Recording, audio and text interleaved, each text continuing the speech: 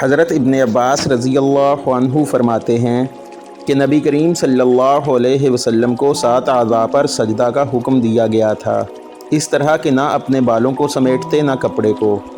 وہ 7 اعضاء پیشانی، ماناک، دونوں ہاتھ، دونوں گھٹنے اور دونوں پاؤں ہیں۔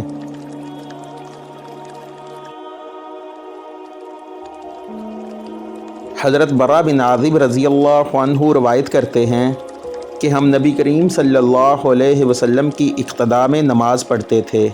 جب آپ صلی اللہ علیہ وسلم سمیع اللہ لمن حمیدہ کہتے، یعنی رکوع سے سر اٹھاتے، تو ہم میں سے کوئی شخص اس وقت تک اپنی پیٹھ نہ جھکاتا جب تک آپ صلی اللہ علیہ وسلم اپنی پیشانی سجدہ کے لیے زمین پر نہ رکھ دیتے۔